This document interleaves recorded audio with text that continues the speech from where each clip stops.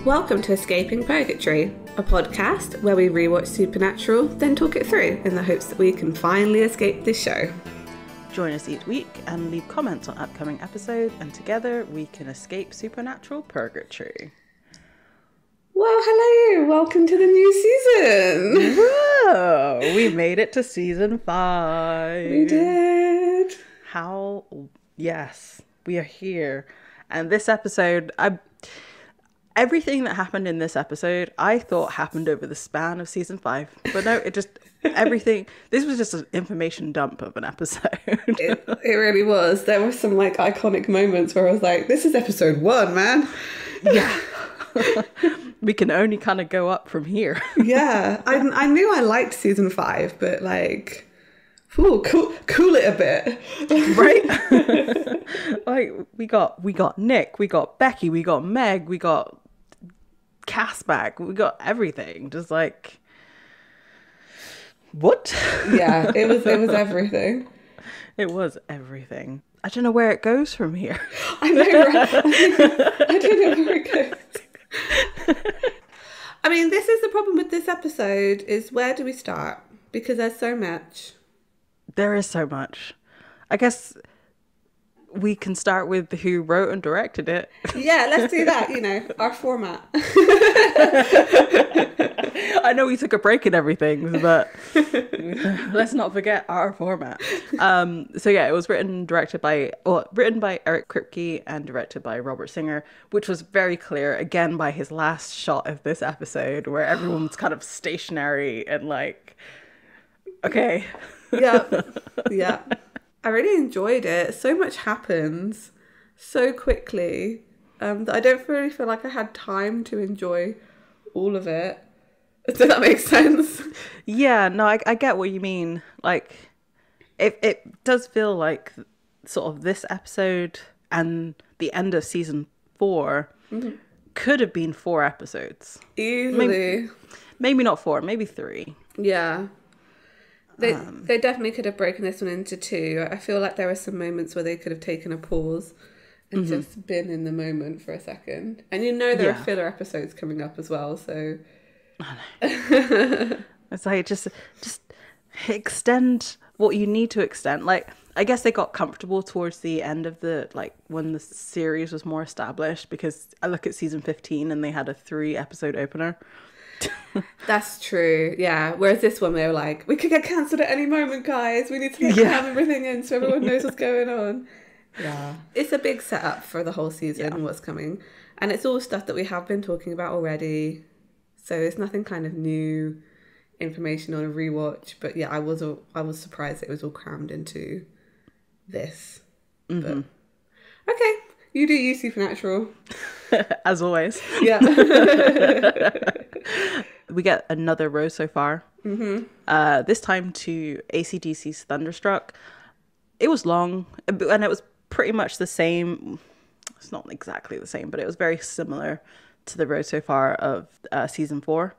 So we're not going to go all the way through it. There were a couple of standout moments for me was showing Dean coming out of the ground at the very beginning. Mm-hmm. The car jump, that comes directly after that, I think it's actually from season 3. I think so too. There's a few cuts in there from other seasons. And then Sam and Dean hugging and all that kind of stuff, and just they chose some interesting things to do. The cuts were of people in pain. The transition was Bobby in pain, Sam in pain, Dean in pain. I'm like, what are you trying to tell us? The only standout moment for me, really, I mean, I love Thunderstruck. It's one of my favourite songs. It's really good to listen to while you're driving the speed limit down a road. Is just they had the Castiel Barn moment with the thunder over the top. That's very good. That was great. Another really standout moment is that they took the shoes from Wishful Thinking. Yes, they did. They showed the actual Thunderstruck, the Thunderstrike with the shoes. Yeah. I feel like the whole song and that recap was just built to make that joke. I think so too. The editors were having a fun day with that. And then it ends with the very last scene of episode 22 from last season. And it's a direct continuation. Yep.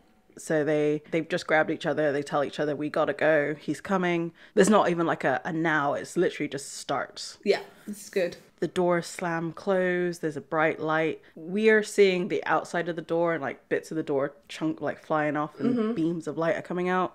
And they're clearly stuck in there. There's no way out. And then suddenly like the whole screen whites out and there's a cartoon devil from the Looney Tunes.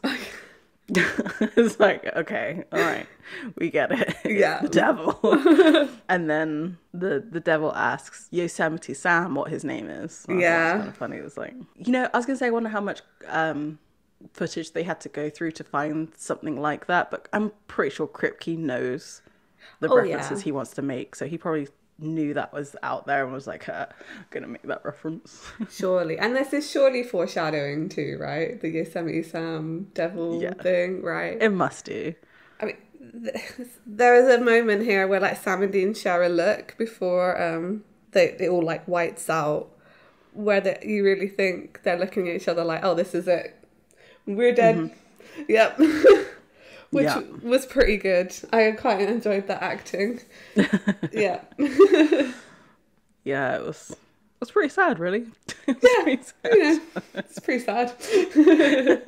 So, it is actually really important what the cartoon devil says. He says, let's see, here it is. I could use a guy like you.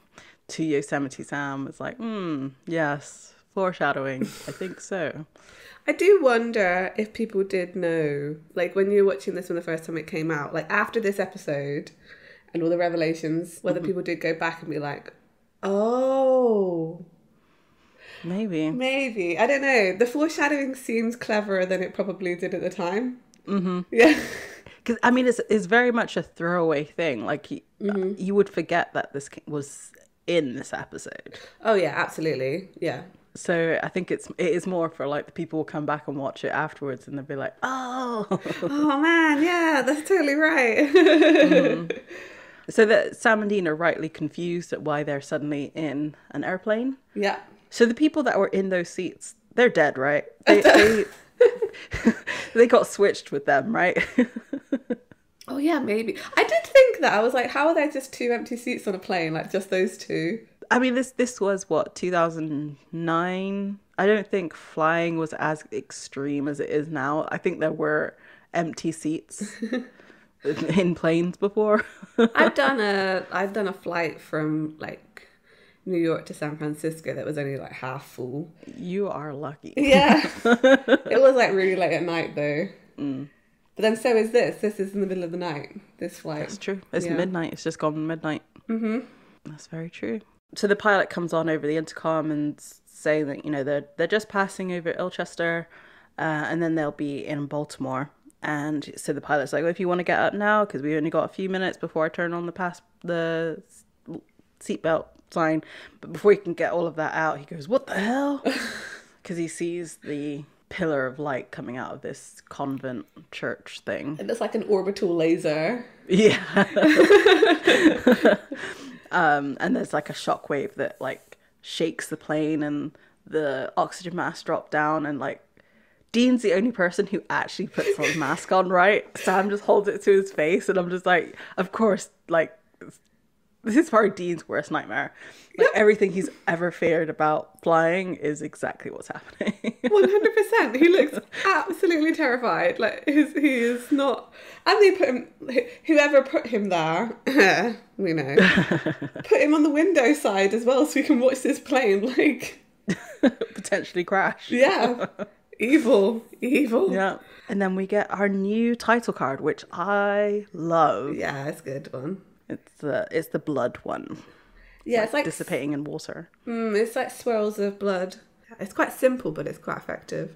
I do like it. Again, I feel like it's foreshadowing of what this season's about. Oh yeah, absolutely. Because as far as we know, the demon blood didn't mean anything. Like that's what that's what Ruby said in the last episode. So why is the title card suddenly got blood in it? Yeah. We go straight from like what looks like a plane crashing to Sam and Dean in a car. Not the Impala. because they have to go and pick it back up again from where they were. They never explain what happened to the plane. I guess the assumption is that it shook a little bit and they managed to land. Yeah, I was just like, say something about it. Like you were just in a potential plane crash and you're just not saying anything about it. I mean, the devil is maybe a bit more important. I don't know. I guess so. I realised we didn't actually say the name of this episode, which is Sympathy for the Devil. Oh, as yeah. well. That's fine. Which makes sense. I've never really known why this episode is called that, but we'll see. Kind of, I do. Maybe at the end. We'll talk about it. So Sam and Dean are flipping through the radio, and clearly this event at the convent has registered with news outlets because they're talking about it, saying that it's, why would terrorists attack a convent? And so Dean changes it. And then they talk about a hurricane happening. They talk about successfully testing like nuclear deterrence or something, like earthquakes. And then they said swine flu, and I was like, oh yeah, 2009. Yeah. Yeah. That was a thing. It was a thing. Mm-hmm. It was like I remember swine flu quite clearly because I was at university. Like, we should have been more prepared for COVID, man. Like, right? Because I remember like people not going outside and stuff during swine flu, and like shops being empty, and then why were we all so surprised when COVID came around? Because swine flu wasn't even that bad in the UK. Yeah, after this mention, they just turn the radio off and just sit there. For the first time in this episode, Sam starts to apologise and is kind of shut down. And he tries to apologise constantly during this. I get the idea from Dean that he is very much trying to forgive Sam immediately. Yeah. It's like someone's broken something, right? So they've knocked something over and it's broken. And like, you could be mad at them, but you're like, it's already broken. There's nothing we can do about it now. There's nothing to do but to forgive you. And I think that's where Dean's headspace is at. Yeah, definitely. That's actually a really good way of putting that. Because that's a really good analogy for their relationship right now. I think he realises at this point that Sam's going to feel bad about this and carry this guilt forever now anyway. So what's the point in Dean being mad at him too? Yeah, that's true. They also kind of hash out here, like, why did they end up on a plane? All right, well, first things first, how did we end up on Soul Plane? The angels, maybe? I mean, beaming us out of harm's way. Oh, whatever, it's least of our worries. We need to find Cass. Like, that's his first immediate thought after this. So if you think in the last episode, he left Cass to face an archangel with Chuck and hasn't seen him since. Those since has probably been like 4 hours. That's true. Well, maybe 6 because the sun is out. So I mean, also Cass is now an ally, right? So it's very much so shown to be an ally, a powerful ally too, who maybe could shed some light on the whole situation and what they can do next. So it makes sense they want to go find him. So they turn up at Chuck's house where they last saw Cass, and it's like wrecked. There's like bits of blood everywhere, like flecks of it. As they're walking through, Chuck jumps out and hits Sam on the head with the end of a toilet plunger, that wooden bit. Which, God hitting Sam with a stick, if that isn't an analogy for supernatural, I don't know what is. I thought he hit him with the rubber end. Did he? I thought it was a hard end. To be fair, it was dark. That's very true. I mean, also, either way, he either hit him with the stick or he hit him with the dirty end of a toilet plunger. And poor Sam. Do you ever think that once they find out Chuck's God, they look back at these moments and Sam thinks like, God hit me with a toilet plunger? I think they probably focus more on some of the other conversations that they've had rather than like, he hit me with a toilet plunger. I don't know, that's a 3 a.m. thought that is. Like, sitting up in bed like, God hit me with a plunger. What does this mean? That's funny. I love how much Sam overreacts to this, like almost, because he's just been through like literal hell. And Sam! Yeah. Hey, Chuck. So, you're okay? Well, my head hurts. oh, it's great. Because Chuck said in his last vision, he saw Sam go full on Vader. Mm-hmm. And like that his body temperature was 150, his heart rate was 200, and his eyes went black. And Dean says like, your eyes went black? And Sam didn't know that. Not a great way to find out. No. Ugh, poor Sam. Poor Dean. Poor everybody. I know, like the one thing that like Dean was scared would happen, that Sam would become a demon, like it happened. Yeah. Yep. Dean asks where's Cass, because he's just like, where's Cass this whole episode? Like, where's Cass? I feel like that's his catchphrase, really, isn't it? It is, yeah. Son of a bitch, no. It's where's Cass? Or Cass, that son of a bitch. Yeah. Mixture of the two. So Chuck said that Cass exploded. The way he describes this, and I'm like, yeah, this is how Kripke explodes people, like a water balloon of chunky soup. It's like, Chuck, read the room. Yeah. Maybe don't describe it like that. Sam points to a part of Chuck's hair, and he pulls something out of it, and it's a molar, like a tooth. So that's one of Jimmy's teeth, I guess. Yep. That would be my assumption. They should have kept Jimmy's that. now dead. No. Well, this is it now. I guess Jimmy is dead now, right? He has to be, He surely. has to be dead. He got smoted by an archangel. Like, he's dead. He's definitely dead. Oh, rest in peace, Jimmy. You had one episode. We'll see you again. They should have kept. I feel this is so morbid. Cass gets exploded a few times. I feel like they should have kept his like teeth and stuff. Would that not have some kind of like resonant power in them? Surely, for some kind of witchcraft. Maybe. Yeah. Yeah. Being a vessel. Yeah. Also, like, I just like the idea of, I don't know, Dean carrying around a bag of Cass's teeth from all the time he exploded. Like, just 2 full sets. I made a denture. Spare dentures. Oh, it's so creepy. That's HBO Supernatural. That is HBO Supernatural. This is real rock salt. This is real fake IDs. These are real teeth from all the times we exploded. It's a good luck charm. You know? To be fair, we're talking about catchphrases. This one also. Cass, you stupid bastard. I swear he says that at least 5 times during Supernatural. Just as like choices that Cass made. Sam says, stupid, he was trying to help us. And Dean says, yeah, exactly. Which, that sums that up. It is stupid to help the Winchesters. So as they're deciding what to do next, Chuck suddenly freaks out and says, like, I can feel them. And Zachariah appears with 2 other angels in suits with him. He's here for Dean. He says, it's time to come with us, Dean. Dean calls him an asshat, which I loved. I forgot this. That's such a great insult. Like, I swear we used to use it all the time. I told you about, like, where I used to use certain insults. My mum got them printed onto t-shirts for me. And so one said fool, because I used to call people a fool.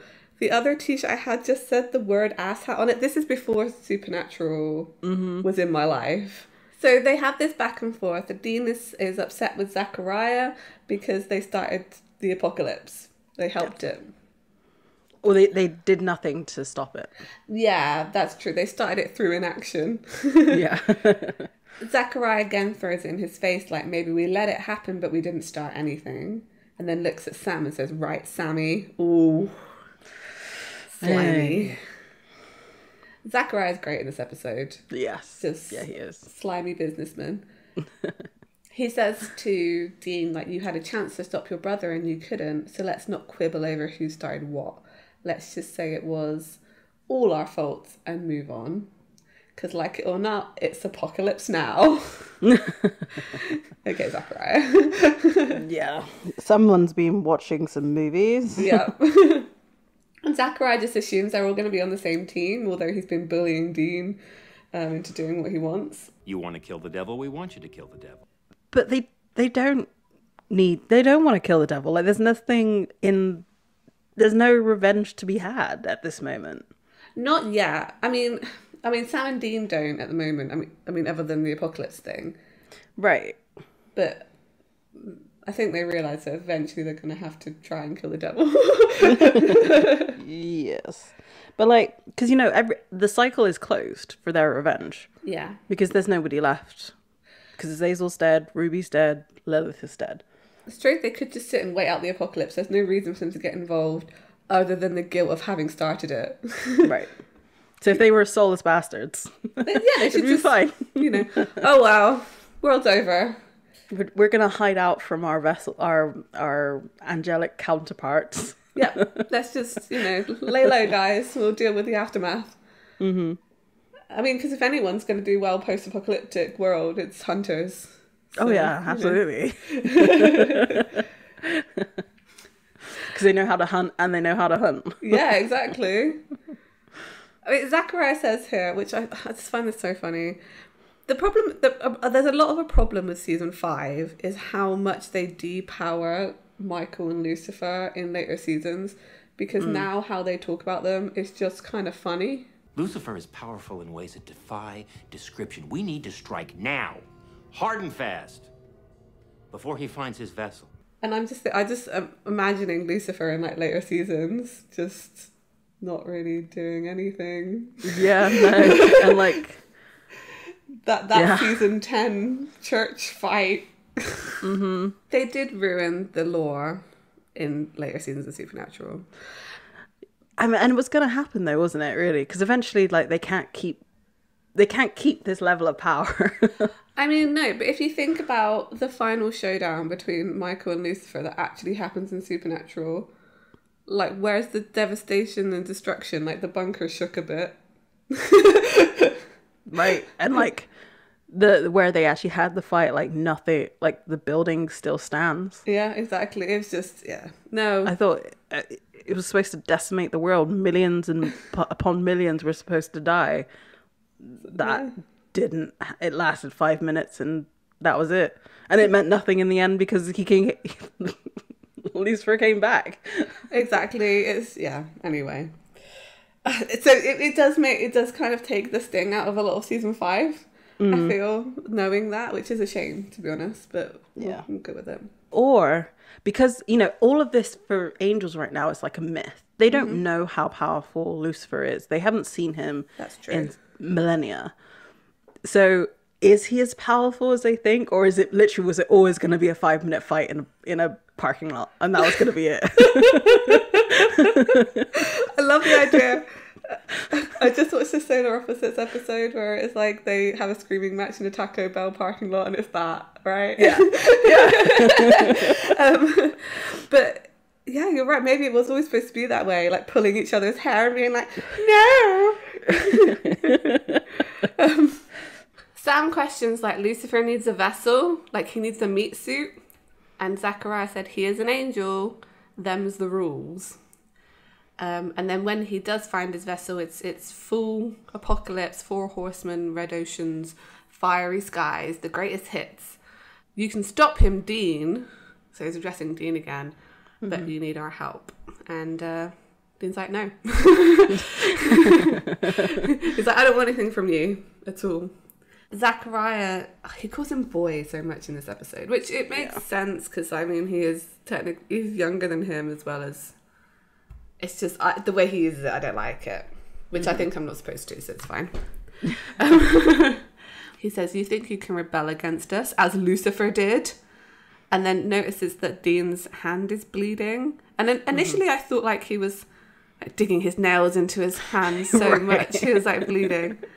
And Dean's like, oh yeah, this was an insurance policy in case you dick showed up.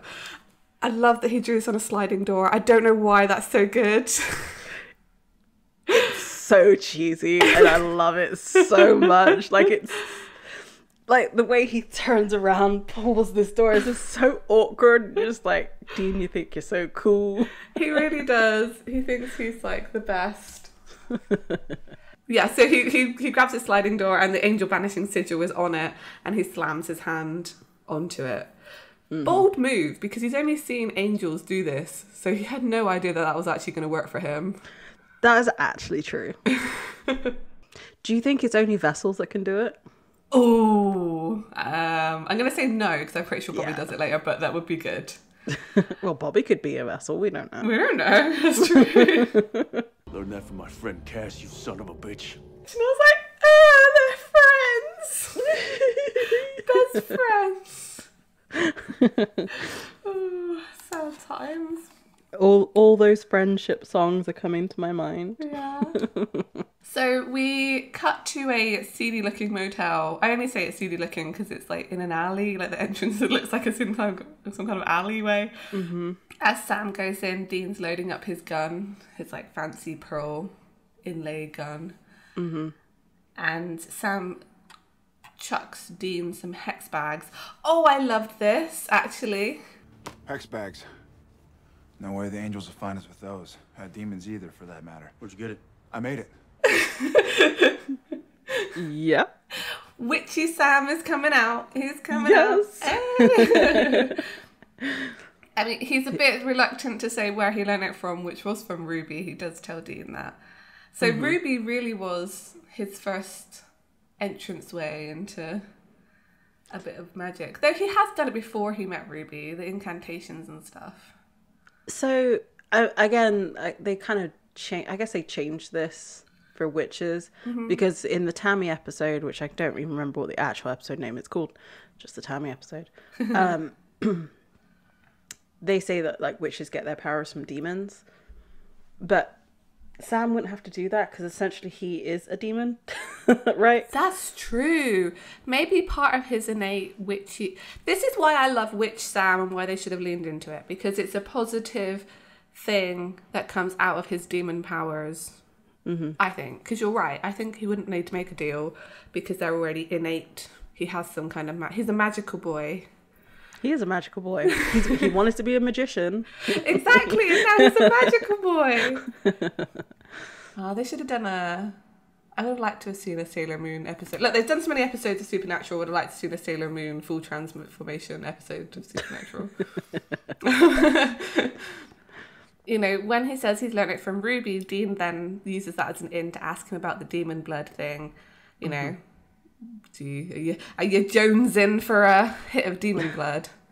And Sam says no, like he's fine. He doesn't seem to have any withdrawal. He says, it's like whoever put me on that plane cleaned me right up. I was like, oh. I thought it was when he like broke the seal that sort of seemed to cut that out because his powers disappeared as well. Right. Yeah, because he couldn't do anything to Ruby. Yeah, exactly. So, but he seems to think it was whatever happened on the plane. I guess this might be Sam being a bit optimistic about like, oh, maybe heaven cured me rather than whatever I did.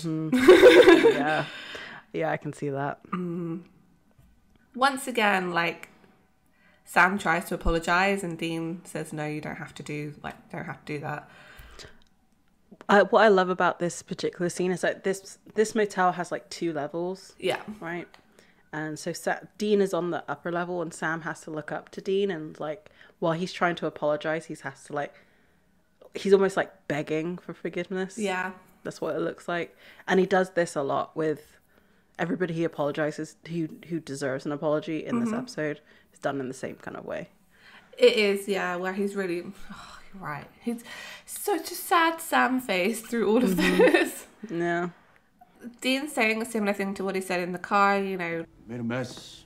We cleaned it up. That's it. The fact that he's using we is quite good. He's like, we're in this together. You know, we both messed up here. He feels like he didn't protect Sam enough, which led him to go down a dark path for him to break the seal. And Sam didn't listen to him, which led him to breaking the seal. So everybody's at fault here in Dean's eyes. Mm-hmm. So they've decided that they need to go find the devil.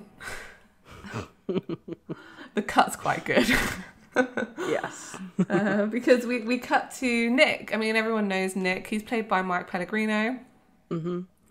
And will be a staple of this season. So we get introduced to him here as he's walking up to his house And it's just very spooky. Yeah. It's got the earmarks of haunting.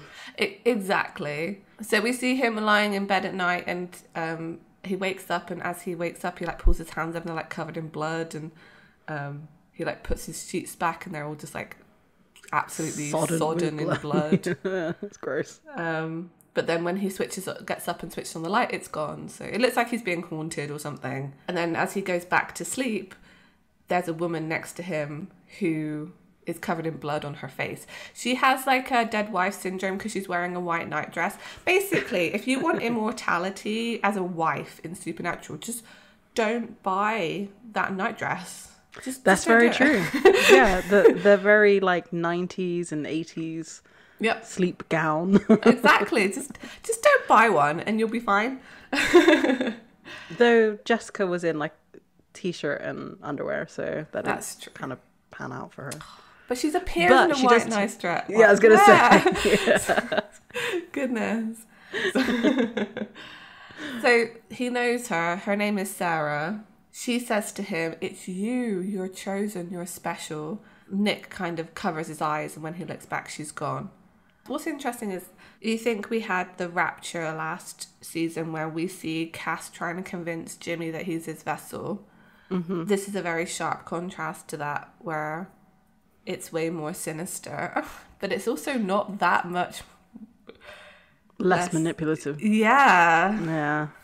Well, so I guess the difference is, they have to approach in the way that makes sense to the person. Yes. So Jimmy was a religious person, so Cass can be a bit more direct in like saying that, you're going to serve God if you say yes to me kind of thing. Yeah. Whereas we don't know Nick's story yet, but as this episode progresses, like what Lucifer says, while not necessarily a lie, it's not exactly the truth.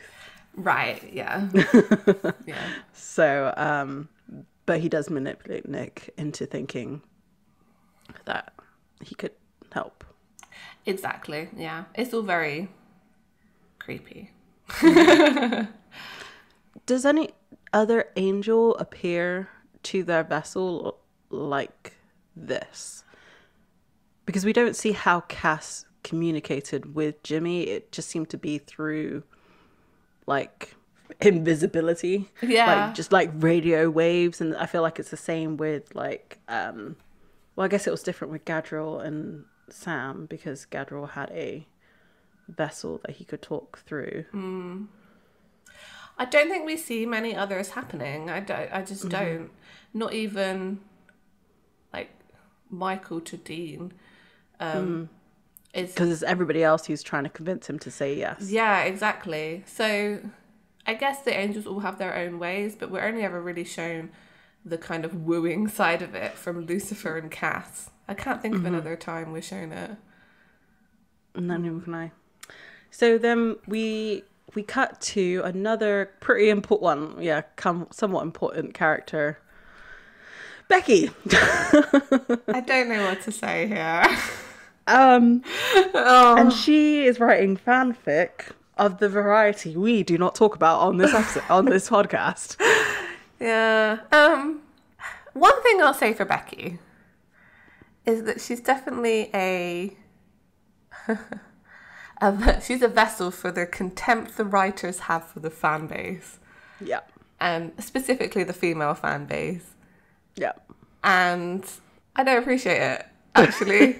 There are moments in the like next few scenes that actually like I love her for, but I hate that she's written in this way. Yeah, I agree. Like, it's just, I don't know, it just feels so unacceptable now. I don't know why. I was just like, I think the problem is, I think the issue with it is after all the stuff about like finale and everything, and I do feel like there's a bit of contempt there towards the fact that people weren't happy with it and stuff, that going back and watching that contempt play out through Becky Rosen is it's just less easy to swallow now. And I say she probably represents a part of the fan base that I wouldn't really necessarily identify with either, but I'm still mad about it. Right. Especially like So when we get to the convention episode, Yeah. like the dude bros, they're not portrayed in this way. No. Right? No. They're like, they're Sam and Dean. They're all cool. You know, they're cosplaying as these two heroes. And it's like, but then all the women are like these crazy, obsessive fans that do this all day. It's like, they're just as, yeah. This is the thing. This is the thing, because I'm a woman who exists in the fandom spaces who has been gatekept from stuff that I like, and it's to see how. I mean, I know this is 2009, and they do kind of redeem Becky, I guess, later on. Mm-hmm. But it's just to see how much the stereotype they think of us when they think of like fangirls. Yeah. And it's like, no, we have. You know what really sucks is that, yeah, she does kind of get a bit of a redemption, but like she does so much worse between now and then. Yeah, she does. Yeah, she does. And it's just like, we deserved better. We deserve better representation in the fan base. I mean, I'm going into this before we even get into the scene, but I guess to be fair, to be fair. Devil's advocate. Yeah, to play devil's advocate with myself. This is also calling out people who do have trouble seeing that line between like fantasy and reality, because those people definitely also exist in the fan base. Yeah. And I think that is a conversation that no one's really ever had on a TV show. But they don't do it well. No, you have to look for the nuance there and be very much in the fan base to understand that they're making that cool. Mm-hmm. Like they're trying to say that.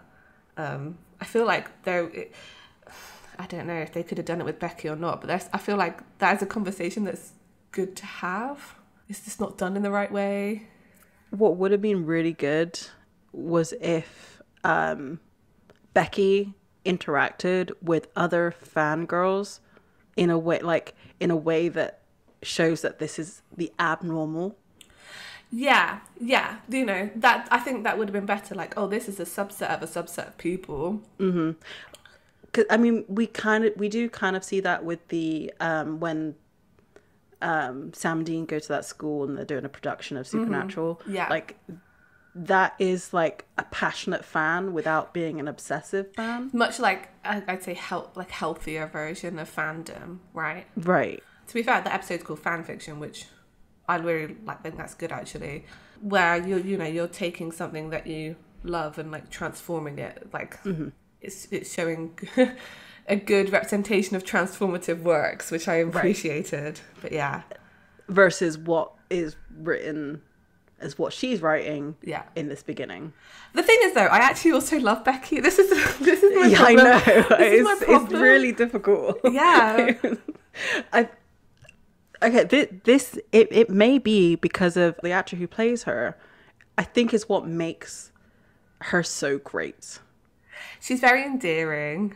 Yeah, Emily Perkins is her name. Emily Perkins, yeah. She's very endearing. I think as well, because she does kind of get that redemption. And also, as they showed her later, like standing up to Chuck and that whole bit in Atomic Monsters it's enough for me. Right. But then that didn't go anywhere. Like... Becky's a very complex subject for me. I'm sure I'm going to talk about it more. I'll leave it here for now, but when we get to Atomic Monsters, it's all coming out. That's all I'm saying. Yeah. So as she's typing out her fanfic, she receives a video call from Akava Edlund, and she opens it up, and she's all excited that it's Chuck. Yeah. And Chuck's kind of like not having it. He's just like, no, I need to have a message. And she's like, oh, I'm your number one fan. I'm Sam Licker 81, which gross. She's really trying to get across who she is. Oh, yeah, you're my number one fan. That's why I contacted you. You're the only one who believed me. Chuck's trying to say, like, I'm being watched. Like, not right now, but I think maybe I am. But I need your help. I need to get a message to Sam and Dean. And Becky starts to try and sort of say, I know the differences between reality and fiction, and like, you know, you don't have to say this to me. And Chuck says, Becky, it's all real. I knew it! her way, she goes, I knew it. I do love her. She's just adorable, Yeah. and I think that makes it so difficult for you not to like her. Yeah, I think that's it. She is just like, it's like, the thing is, it's like us recording this podcast and suddenly getting, I don't know, a Skype call, because everyone uses Skype these days, from Eric Kripke, right? And being like, it's all real, guys. Or you'd be like, yes. All the conspiracy theories you've been laying out on your podcast, it's all real. You'd be like, I knew it was real. Because we all think, to be fair to Becky, we all think we know the difference between reality and fiction until someone comes and tells you that everything you thought was wrong is real. Well, so, okay, what you were saying with the conspiracy theories is actually, you know, like, with the finale, if someone came along and said, so everything that you guessed was correct, Misha was always supposed to be in it, we'd all be like, absolutely, we knew it. Well, I knew it. This whole time, I knew. So, look, you can't give Becky all the flack, because I think the good reminder about there is a negative portrayal of Becky there, but also sometimes when I see some interactions on the internet between people in the fandom, let's all not forget we're only a few steps away from her being Becky. That's very true. Right? Yeah. And especially in this next scene, like, I'm pretty sure this has happened to them. Oh, it's so uncomfortable. It is. So we're back at the motel, and Sam's looking through the journal, doing some research, and Dean's watching TV. He's basically doom scrolling before doom scrolling was a thing. Yeah. Or was given that name. There's a knock on the door, and Sam opens it, and it's Becky. She's at the door. Yeah. And she says, Sam, it's really you. And then she just puts her hand on his chest. Sure. Yes, it's non-consensual, which is bad. I'm not saying that it's not bad.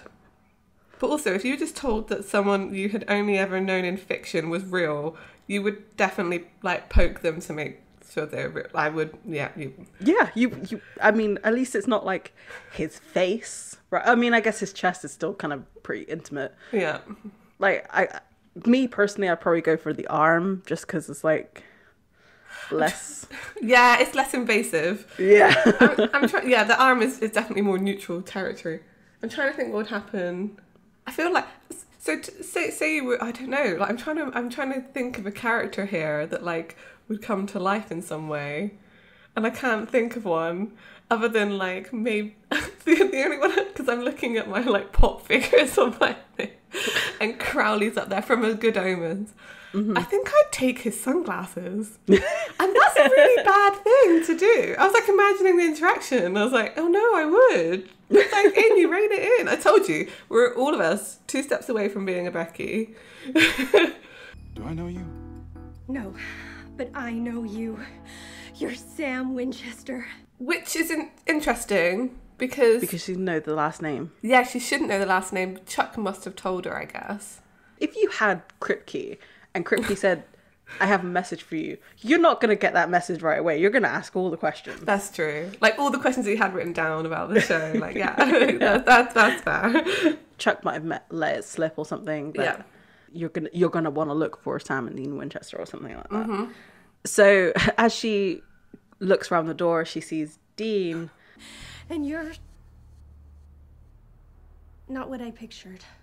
How is Dean not exactly what you imagined? He's literally scowling at you. Would that not be the reaction that you would expect? Is it like you're a little short for a stormtrooper moment? Oh, yeah, maybe. That's probably what it is. I'm Becky. I read all about you guys, and I've even written a few. Anyway. Girl. She doesn't want to get into it. She does not want to get into it. No. She's probably thinking about her own fan fictions and like, I'm in a motel room with them right now. Yeah, I mean, no, you don't want to tell them that. That's for you. And so she gets to the point. She says she's got a message from Chuck. I think what I love about her is that she says what she needs to say, but then she has her own thoughts on top of it. 'Cause she says, "Angels, nice change up to the mythology, by the way. Demon stuff was getting kind of old." Which, like, I love the fact that, like, Dean rolls his eyes, like, "Oh yeah, it was getting old." Really? We were living it. It's the apocalypse, like. Becky says, The Michael sword is on Earth. The angels lost it. The Michael sword? Becky, does he know where it is? In a castle. On a hill made of 42 dogs. "This is Chuck. How could they ever think it was literal?" But there you go. You know, they're questioning what the message is, and Becky's like, "Well, I've memorized every word, just for you." And again, she touches him. And Sam looks down at her hand, and he's like, "Can you quit touching me?" And she just says no. Which girl? I'm talking to Becky like I know her. Step off. I mean, again, with the, like, knowing that non-consensual touch is really bad and all that, I'd laugh. I was laughing so much. It's funny. It's funny, but it's not. You do wonder how much this is pulled from maybe personal experience. I wonder if they, like, consulted with the writers on this, because yeah, I don't know. Oh, Becky, and then I'm sad we don't see Becky again for this episode, which not for a little while. Mm-hmm. So we get this really elegant shot of the Impala, like, pulling up. Yeah. Because obviously, and you're like, oh, who's driving it? Oh, obviously it's going to be Bobby, because that was the last time we've seen the Impala was at Bobby's house. Mm-hmm. He gets out, knocks on the door, and they all, you know, give hugs all around and says, "It's good to see you boys all in one piece." You weren't followed, were you? You mean by angels, demons, or Sam's new super fan? Which is a great line. Yeah, obviously, they've communicated with Bobby, like, what they're looking for, because he says, "So, this sword of Michael." They think it's an actual sword. They think it's a literal sword. And this is like, oh, baby, so naive. Bobby, obviously being Bobby, has a book, and he's like, you know, he points out Michael in all these paintings, and he has a sword. Yeah, that's true. Dean's like, "You kidding me? That's, like, he's this tough angel, but look, he looks like Kate Blanchett," which... She's a badass, so yeah. Kate Blanchett, yes. Like, come on. I don't know what Dean's problem is here. It's so funny. It's just the way they, I guess, depict angels is so, like, cherubic. Mm-hmm. I don't know what he wants. Do you want Michael to be wearing, like, a leather jacket and knuckle dusters? Like, what do you want from these, like, Renaissance paintings, Dean? Right, exactly. It's like... there are Supernatural is the contemporary version of what angels look like right now. Right, yeah, you've seen them. You know they're not going to look like how... Anyway, whatever. They look literally like people. Yep. It's just a guy. It's just a guy. Bobby just hands out the books and is like, "Get to research." Mm-hmm. And as they would disperse, Sam sort of stops and looks down and looks like he has something he wants to say. And he starts to apologize to Bobby. Dean sort of interrupts him. Mm-hmm. And I think the reaction that Bobby gives is something that Dean was anticipating, because he's thinking that Bobby would have the same reaction as John. Yeah. Yeah, you're probably right, actually. So the fact that he's like, "Sam, like, stop talking. Like, you don't want to do this. This is not the time," or what have you. Lilith did not break the final seal. Lilith was the final seal. Can I just say, I'm so glad that Lilith's name's not going to come up so much anymore, because I cannot say her name for the life of me. This is too many, like, L move, like, no. Yeah. L, or just, actually, we can't call her L because there's Lucifer, but anyway. Yeah. Again, Dean's trying to stop him, and Sam says, "I killed her and I set Lucifer free." And Bobby gets irate. Oh, I hate it. Because I always forget, like, what's actually going on in this episode. Every time I watch it, I don't know why. I always forget. And I'm like, Bobby, no! Bobby, stop! Yeah, so Sam tries to, like, explain himself by saying, you warned me about Ruby, the demon blood, but I didn't listen. I brought this on. And Bobby's still super angry and gets right up in his face. You're damn right you didn't listen. You were reckless and selfish and arrogant. I was still, because I still had forgotten what happened. I was still expecting him at this point to be like, you reckless, selfish and arrogant, but you're still my son, right? And then it just didn't come. like how he kind of does that to Dean, like where he like really, you know, gets in his face, like about the family thing. Yeah. But then like he's still like, but I love you. Right? Yeah. but that love didn't come because Bobby continues and says, oh yeah, you're sorry you started Armageddon. This kind of thing doesn't get forgiven, boy. And again, like that use of boy, so belittling. If by some miracle we pull this off, I want you to lose my number. Bobby, no! Bobby, no! And I think that almost made me cry, honestly. It's traumatic.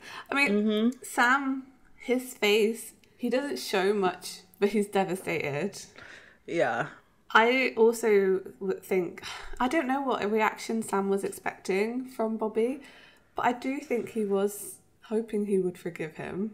Yeah. Or like accept him for the action that he did, or something. Like Bobby has never judged them. He just takes their actions in stride and is like, okay, what's the next step? Yeah. You know, he's what a dad should be. He's not like John. You know, it's like, again, like, you made a mess. Okay, I guess we gotta go clean that up then. Yeah, exactly. Sam decides that, you know, like, he reads the room and says, okay, I'll leave. And you just see Sam walking off. And it's just like, no, Sam, you're not alone. It's heartbreaking. I hate this scene. I hate it. I hate everything about it. What makes it worse is that because Dean is also super angry with him right now, he doesn't go after him. I feel like if this wasn't, like, Dean doesn't protect Sam. No, and he doesn't stand up for him here either. He just lets Bobby have this, like, tirade at him, and then he doesn't say anything. The camera never really cuts to him. Like, yeah, it's brutal. Yeah. It's later on, Bobby and Dean are doing some research, and Bobby says something that made me realize he was possessed, because he says, I would never have guessed your daddy was right. But Bobby agreeing that John was right about something, that's not Bobby anymore. That's not Bobby anymore. Especially about Sam, because... Yeah. He ended the world, Dean. And you and I weren't strong enough to stop him proper. That's on us. I'm just saying, your dad was right. It's like, no. Bobby would never say this. Like, he would never say this. I know in, like, when the levee breaks, he was talking about, you know, maybe letting Sam use his powers to... This is the thing. Bobby was all for Sam killing Lilith because he didn't know that the seal, she was a seal. Nobody did. No. So the fact that, like, he would get angry that he did the thing that Bobby wanted him to do anyway... Should have been more flags. It's like, this is not Bobby you're talking to. Yeah, I'm surprised that Bobby doesn't chew them out a bit more for not testing him when he came through the door. After all this had gone down, it's like, did I teach you nothing? Right. I guess that they were so relieved to have Baby back and like, have Bobby there to, like, help them. When do you think Bobby got possessed? Did a demon drive the Impala? Yeah. I mean... The only reason why I say yeah is because Bobby gets out of the car with his hat in his hand, and I don't think that man ever takes his hat off. Absolutely, yes. There's another point where he has his hat off in this episode and it's wrong. Oh yeah, Dean's gonna have to, like, Febreze that car. Get this stench of sulfur out of it. purify it with some salt. Yeah. I mean, I am surprised that they haven't demon-proofed their car more. Yeah. Apart from the trunk. Like, fill the steering wheel with some salt or something. I don't know. Do something. Or like, put a devil's trap on the ceiling, put it on the door handle, or some just. They literally could like sew a devil's trap on the inside of the driver's seat, so no demon. Yes. Like if they did drive it, would never be able to get out again. Exactly. Like, I know baby is precious, but she is precious, so protect her. You've already spray painted the inside of the trunk. Do the roof of the car. Like, come on, guys. Exactly. But having this conversation triggers a memory in Dean, and he says, "Oh, Dad had a lockup in upstate New York, and it's called Castle Storage, 42 Rover Hill." So obviously, because Chuck can't write, or Chuck's visions come to him in weird ways. Yeah. It's a castle on a hill on top of 42 dogs. Makes sense. I think this is the same lockup that they went to before, the one in Buffalo. That's New York, isn't it? New York State, yes. Yeah. So yeah. It would be. Yeah, you're right.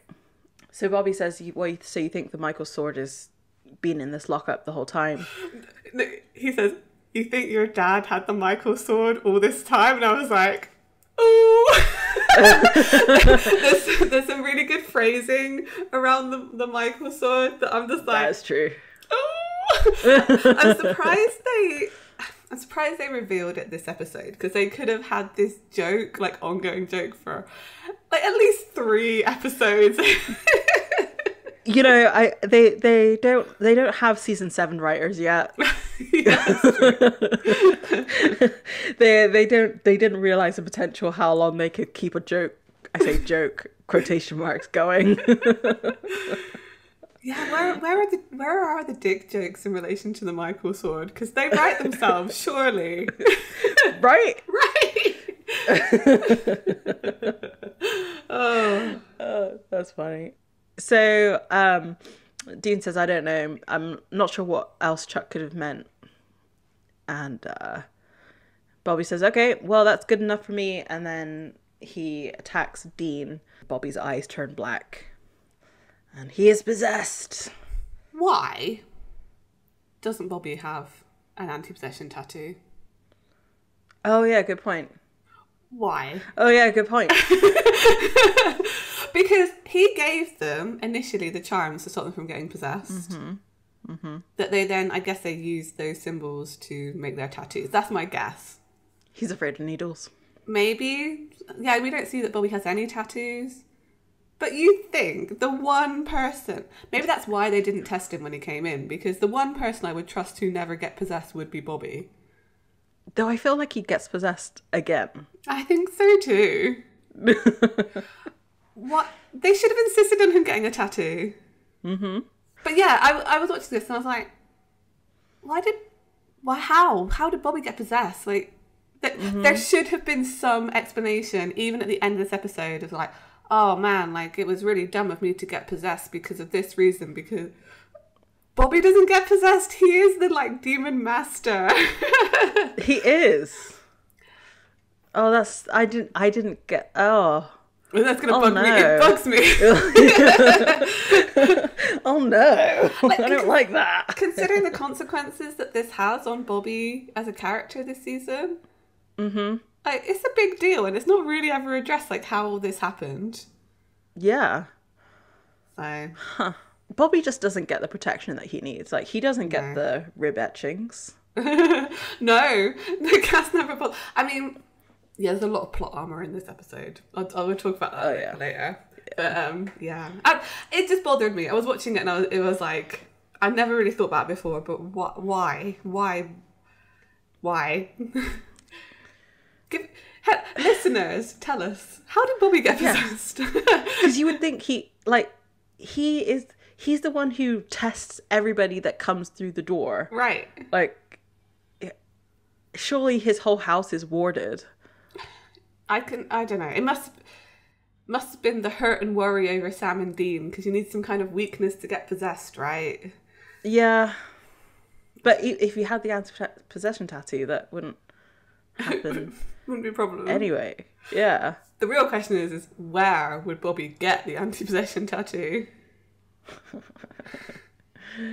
I feel like he's a neck tattoo man.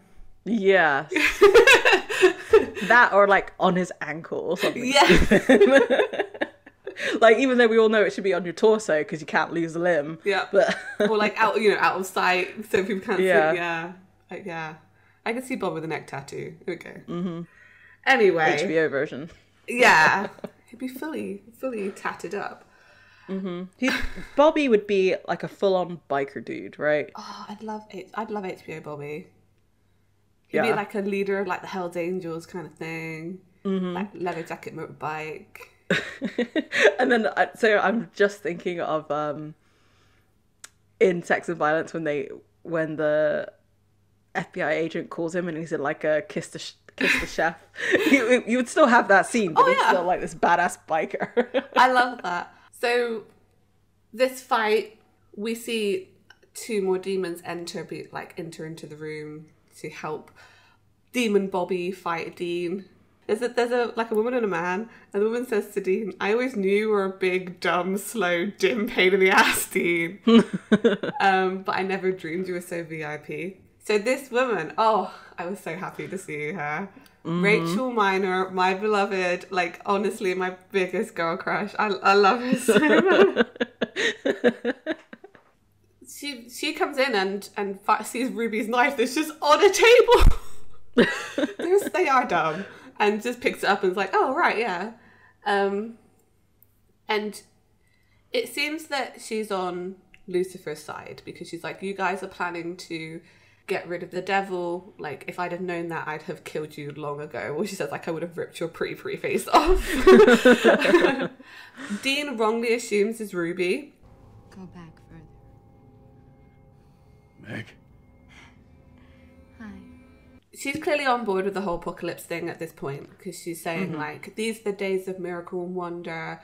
Our Father is among us. We're all dreaming again for the first time since we were human.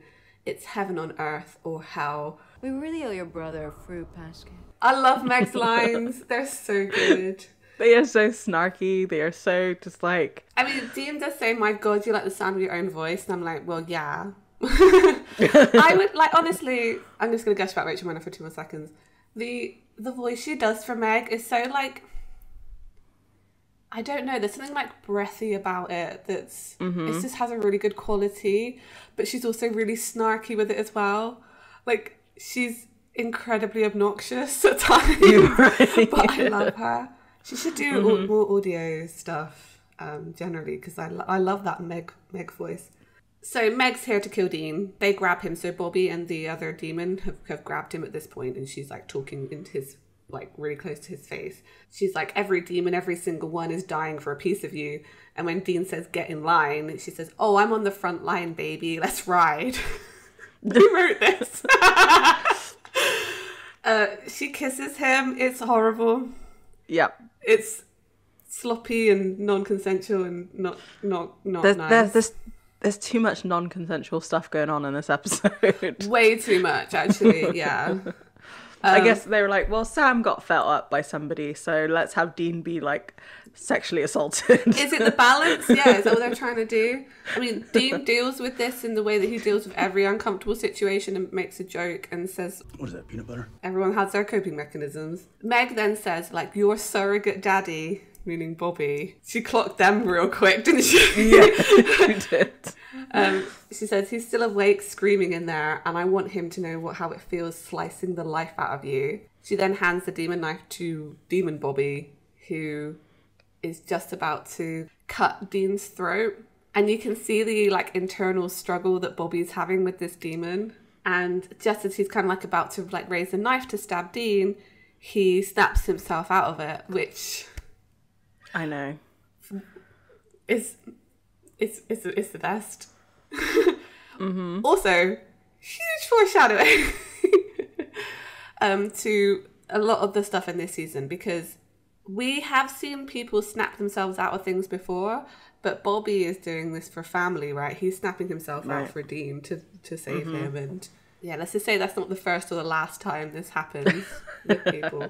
So Bobby instead stabs himself. The way I describe it, like the way I wrote it down was like he fight clubbed himself, like, you know how big spoilers for Fight Club if you've never seen it.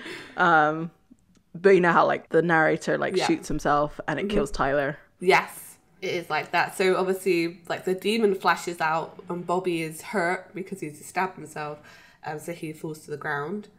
Dean manages to then get hold of Meg and like manages to slams the other demon into the wall. There's a whole fight. It's a whole fight.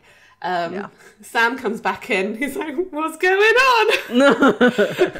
Like the pizza meme, you know, when everything's on fire. Meg says, hiya, Sammy, you missed me? Because I sure missed you. And he immediately guesses that it's Meg. Yeah. But I guess she was inside him for a while. So that's very true. Maybe he'd be more prone to recognise her. So he goes to hit her, but she kicks him in the crotch. And as they both kind of round on her, Meg smokes out at this point and leaves them there. Meg also taunts Sammy. Is like, oh, you know, without your powers, you're useless. Because, you know, got kicked in the nuts and dropped to the ground. Yeah. Like, and that was it. She basically came there to just, like, feck him up and literally... Well, so this is what I was saying earlier in that episode. This is such an information dump. Yeah. Like, she's there for no other reason to be like, hey, Meg's back. Yep. That's it. Totally. Yeah. This whole scene is like, oh yeah, hey, Meg's back. Yeah. She's going to be an antagonist this season. Yeah. So she is. She's smoked out. So is Meg's vessel still alive? I'm guessing that she must be, because she comes back later into the same vessel and they don't generally possess dead people. Yeah, I guess. I mean, see, this is one thing that we've spoken again about multiple times, and it's probably going to keep coming up. When demons possess people and they smoke out, they don't do anything with the bodies. They just like leave them there. Like, surely this iteration of Meg is still alive. I feel like she probably is still alive. Yeah, she should be. So did they just leave? Like, they just left her there then? We see what they're going to do next, obviously, with like taking Bobby to the hospital, but like they completely forget that there's another human there. They could have taken her too. They're going to the hospital with a dead body in the room. Yeah, it's just sweep that under the rug. So this poor girl got possessed. She managed to escape being possessed, and then just later down the line, because Sam and Dean didn't do anything, she's just going to get possessed again by Meg. See, I mean, the nice follow-up would be, right, that every person that gets possessed and they manage to, like, exercise, which they stopped doing as well. Yeah. You know, in season 3, they were taking care of the people who were possessed. Is being like, hey, this is what happened to you. Here's a design of a tattoo. Yeah. Go get this on your body and it will never happen again. Yeah, right? Exactly. Give them an information pamphlet. Like, exactly. So you've been possessed. I feel like this is what Ellen and Joe should have. And this is a little sexist, I'm sorry, but like they're the information desk. They had they had the bar, right? So I'm just saying again, like, yes, women, like female characters, but I feel like Donna and Jodie definitely made a pamphlet. Oh yeah. They're definitely. Oh yeah. They definitely had one ready to go. Well, I mean, they're police officers too, so I feel like they're like, yeah, like multiple ones. So you know, yeah. You became a vampire but managed to get turned back. Congratulations! Here's a pamphlet. Yes. Oh, anyway. As much as Sam and Dean want to like save the world, they're kind of rubbish at it. Yeah. Like, there's no follow-up. There's no aftercare. Where's the pastoral care, guys? Exactly. Exactly. So after all of this, we cut to Nick's house and we get another kind of I want to say it's a flashback. It's not. I think it's supposed to be happening at the same time as all these other events. And this time we see he's carrying like a blanket and some teddy bears to like a cot in the room, and it's like moving by itself, and he hears a baby crying and finds like a baby monitor. And then when he goes to look at it, there's this like shining horror movie moment where there's like blood kind of pooling out. It's nasty. And then when he looks again, it's all empty and gone. So at the moment, I think we can gather that Nick has obviously lost his wife and his child. And that's clearly what's making him susceptible to being, I want to say, haunted by the devil at this point. Yeah, because this is Lucifer's doing. Yeah. So we're basically seeing how Lucifer coerces people. Well, he made the first demon, right? So this is probably what he did to Lilith. Yeah. I mean, putting those ideas in her head. Because obviously, like, I guess the biblical idea of Lilith, well, I'm not sure she's actually in the Bible, is that she was, like, before Eve. Right. But Adam didn't like her because she was too equal to him, because she wasn't created of him. She was created as her own person, which... Let's just not delve too deeply into what, like, that. Come on. Yeah. But I guess you could be like, whispering in her ear, like, he doesn't respect you. Come join me. Yeah, exactly. Which actually, you know what? Yeah, you go, girl. You become the first demon. So we get the entrance to an A&E or an emergency room. Dean and Sam come in. They're carrying Bobby between them, and they say he was stabbed. They grab him over. He's not wearing his hat, which makes him look really vulnerable. It's horrible. Sam and Dean go to follow, but the nurse stops them and wants some information because, their friend's been stabbed. And she kind of leaves to go and get paperwork or whatever. And Dean says, We gotta go. No, wait. The demon's heard where the sword is. We gotta get to it before they do, if we're not too late already. They leave Bobby there, which must be really hard. Yeah, it's not gonna feel good. It's kind of like to stop themselves getting in trouble, and also, yeah, they gotta go get the Michael sword. it's funny every time. I'm sorry. They drive to John's lockup. This all happens quite quickly. They get there. They do their typical stuff of going through the trunk, getting all their weapons. As they go in, there's dead demons on the floor on a devil's trap, and Zachariah is there. How are they dead? I'm assuming because Zachariah is there. Yeah, okay. Because it looks like they were shot, so I was just like, but the cult's the only thing that can kill a demon at this point. That's true. I mean, the devil's trap is there to, like, trap them. And maybe John had other stuff set up, like, I don't know, holy water buckets on the door or something. I don't know what booby traps John has in there. And actually, with the angel blade, it makes sense that they would be bleeding. So never mind. That's true, yeah. So yeah, I'm guessing the angels and the demons had a dust up. I was going to say, not a fair one, because they're stuck to the ground. That's true, right? They're like, oh.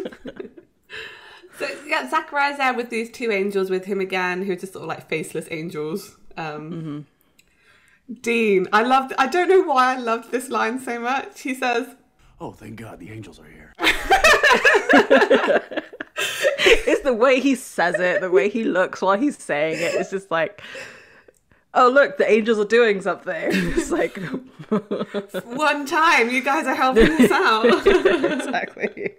And then Zachariah says, and to think they could have grabbed it any time they wanted. And he closes the door with like his telekinesis and says it was right in front of them. And I thought, I was freaking out at this point. It's like, they're revealing this now? I forgot they revealed this now. Like, what is going on? Such an information dump. Yeah, too much. It's way too much. So Zachariah says that they may have planted that piece of prophecy inside Chuck's head, but it did happen to be true. We did lose the Michael sword. We truly couldn't find it until now. You've just hand delivered it to us. And then Dean's like, we don't have anything. And Zachariah says, it's you, Chucklehead. You're the Michael sword.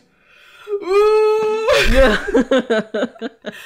The thing is, I feel like they move away from this terminology of him being the Michael's sword to him being Michael's vessel at some point, and they don't really refer to it again.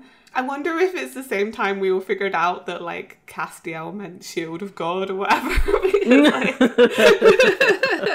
It's just stepping on that, squashing that imagery. Yeah. There were too many dick jokes to happen with being a Michael sword that they're just like, let's just change it to vessel. It's so great. And I guess they do refer to Lucifer's vessel, which of all the information dumps that they could have done, they still haven't revealed that Sam. No. And I think it's because they don't know. I don't think they know at this point, actually. The angels certainly don't know. Yeah. I don't know if all the demons know. I feel like some demons know. I feel like Meg would know. Yeah, I'm not sure. I feel like the demons that know are all dead, though, like Lilith and Azazel. Well, so Meg was Azazel's daughter. Oh, yes, you're right. She would know. She would know. I mean, we'll find out. I can't remember stuff that happened in season 5. I'm so excited to find out. You don't even know. I love the imagery of the Michael sword. Like, it's just such a good... It sounds good. I wish that Sam had got a cool name. Right. Like the Lucifer trident. Trumpet. I don't know. I like trumpet. Bugle. Bugle, yeah. What did Lucifer fight with? I don't know. He has a pitchfork. That's true. Yeah. That's why I said trident. I was thinking of pitchfork. He's not like a merman. Lucifer's trident. Kind of works. No. Yeah, it's a lot of words, isn't it? It's a lot of syllables. It's just a lot, you know. Vessel's easier to say. Lucifer is a lot. It's just a whole lot. We'll get to that him. We'll get to him. Zachariah continues addressing Dean. He's mocking Dean at this point. Like, he's lost all kind of semblance of, like, vague respect. Like, at least, like, before he was kind of, like, building him up a little bit. Now he's just like, you really thought you could kill Lucifer? You simpering wad of insecurity and self-loathing? I mean, at this point, he's just a meat suit. Right? That's it. He is a pot ready to be filled with Michael. Well, he calls him a receptacle. The only thing that I've ever referred to as a receptacle is like a trash can or a bin or a toilet. I was thinking more a jug, but yeah, okay. I don't know, just something about receptacle. I was just like, oh yes, it's a trash receptacle. I mean, that's true. So his view of Dean, I guess because of what happened in the green room, he's just like, well, this jackass. Yeah. Like, I tried to be nice to him, tried to give him his favorite food and beer, and he rejected me. So this is how I'm going to treat him. It's interesting because they put the prophecy into Chuck's head. They were doing this to get Dean here, but the way he made it sound was that they didn't know that Dean was the Michael sword until he got to that lockup. It's just the way they worded it was odd, but they must have known beforehand because they had been making out in season 3 that Dean himself, as a person, as a human, was the one who was going to kill Lucifer. But now it seems like they've almost realised that he's Michael's vessel, and that's why Zachariah has more contempt for him. But I don't think that's the case. I think they've always known that he's supposed to be Michael's vessel. And I don't know, some of the wording in this and the way that it's delivered just was a bit confusing to me, but it might just be me having bad literacy skills. I've always taken it that they've known since season 4 that he was the sword. Yeah. He was the vessel, and because of some of the things that they've said. Yeah, you're right. There's been like hints and tips that was happening, and I think it had to be Michael's vessel that broke the first seal. Also, yeah, that's always been my opinion. They say the righteous man, but it's always been of my opinion that they are one and the same kind of thing. Right. Yeah, and it would make sense that Lucifer's vessel would be the one to kill Lilith. Yes. It's all very tied up neatly in a bow, but not really. It's a sloppy bow. Well done. And I think that's just like fan theory coming back and like fixing it for them. I think so, because there are definitely some holes in the plot, but they are easily fixable most time. Most times. I'm a vessel. You're the vessel. And he says, why me? Zachariah's like, because you're chosen. It's a great honor. But he's not chosen though. No, he's not chosen. Well, no, it's his destiny. There's a difference.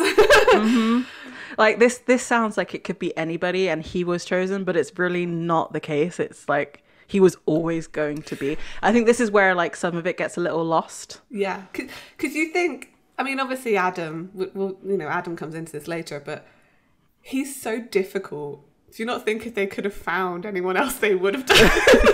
Exactly. Yeah, life as an angel condom. That's real fun. He does say, like, he does joke about this a lot, and like he's quite defiant in this scene, but I always think he looks so scared in this whole scene. Yeah. I mean, he's seen what happened to Jimmy. Yeah. He saw this holy man with a family lose his faith completely. Yeah. Lose his family completely. He doesn't want that. Nobody wants that. I mean, we've known since season 2 that Dean's biggest fear is loss of his identity, because he was so scared about going to hell and becoming a demon and losing himself. And that's kind of what happened to him. You know, he did lose himself in hell, and he knows what that's like now. So for them to be... And there's no real difference between angel possession and demon possession other than the consent thing that they have, you know, they have to have. But once you've given that consent, there's no real difference. So he knows exactly what's in store for him if he becomes a vessel.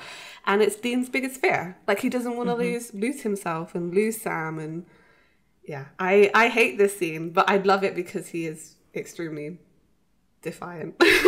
Yeah. It hurts that like eventually he does say yes. Yeah, it was watching this and then seeing it later. The thing is, while I was watching, what season even is that? I get so lost in the later seasons when he does get possessed by Michael. It didn't feel as big a deal to me as it does looking at it now, rewatching.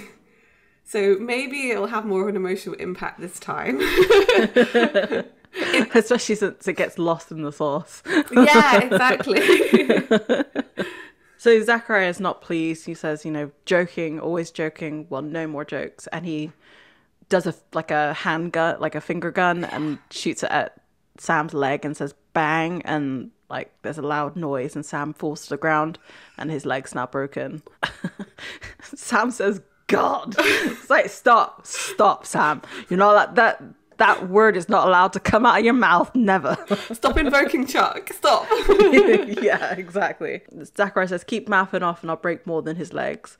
I'm completely and utterly through screwing around. The war has begun and we don't have our general. Michael's going to take his vessel and lead the final charge against the adversary. And Dean's like, well, you know, how many people are going to die? 1 million? 5? 10?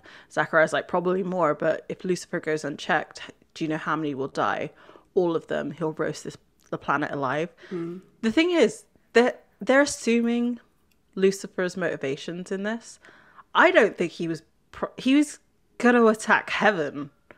Surely. Like I don't know. We kind of do. Wow.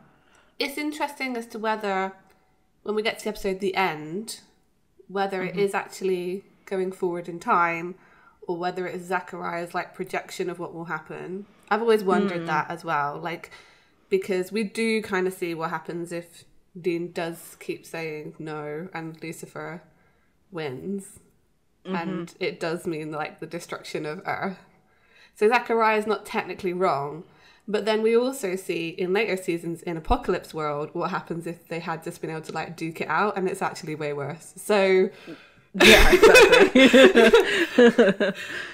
Yeah. Like the angels care just as little as demons do. Yeah, they like the way they talk about humans, you know, they just talk, they don't care. They're like in Supernatural, humans to angels are just like cockroaches. Like just it really doesn't matter. They just, and the Earth is just a battlefield. Whereas I feel like demons, they just want to get out of hell and be on Earth. That's all they want to do. They don't necessarily want to bring hell to Earth. Not all of them, anyway. Yeah, I mean, I think the thing is, like, some demons would just live a normal life. Like Crowley, right? He's just, I mean, he's not great, but, like, he's just sort of living it up. Yeah, exactly. Exactly. You need my consent. Michael needs my say-so to ride her out of my skin. I find it interesting that, is it because it's Dean or because Michael is so arrogant? I don't know. That Michael is not the person who's trying to convince Dean of becoming his vessel. Like, Michael has lackeys to do the work for him. That's a really good point that I've never really thought of. It's like, where is Michael in all of this? Just sitting in heaven. I think you're right. I think it's arrogance. Because he's the most powerful one. It's prophesized that he's going to fight Lucifer. So he's like, so have you seen Thor: Love and Thunder? Yes. To me, Michael is Zeus. Yeah, right. Yeah, he fits that analogy really well. Actually, that's a really good comparison. He's feeling like, he couldn't possibly sit on Earth until his vessel is ready for him. You know, right? His feet shouldn't touch the ground. Like, yeah, you're right. It must be arrogance because Lucifer's getting down and dirty trying to sort out his own vessel biz. Where Michael sends everybody else. We don't see Michael at all until the final episode of this season. No. Yeah. I never really thought about it because he's not locked anywhere. He's not imprisoned. No. He's literally just in heaven like, nah, guys, I'm too cool do it for this. Me. Yeah, exactly. I guess, so you know what it probably is? It was Cass that went first to find Dean, to find the vessel. Cass reported back to Zachariah and was like, well, this Dean character is kind of a bit of a pain in the ass. I don't think Michael's going to like him. So maybe we don't let them be introduced until we have to. Yeah. Michael might accidentally like smite him or something. I don't feel like they're going to gel. The thing is, Michael's not manipulative enough. I mean, the thing is, he's shown later to be quite manipulative. So it's kind of interesting here that he's not. Because... And we know also that Michael could take another temporary vessel like Lucifer does. Right. So he could have come to Dean in this season in a different vessel and tried to convince him. Like, there's no reason why that couldn't have happened. But they keep him as this mysterious character, almost like, it's wild. I would like to know why they did it this way. Yeah.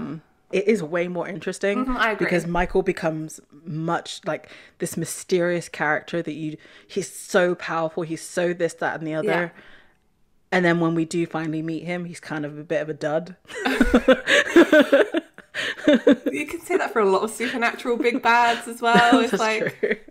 Oh yeah, he's built up to be this like major antagonist. And then you kind of meet him and you're like, eh.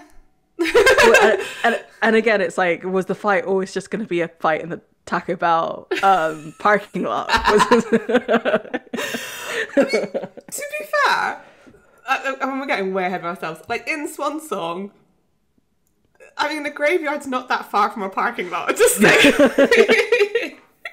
a permanent parking lot. The Impala was there. So.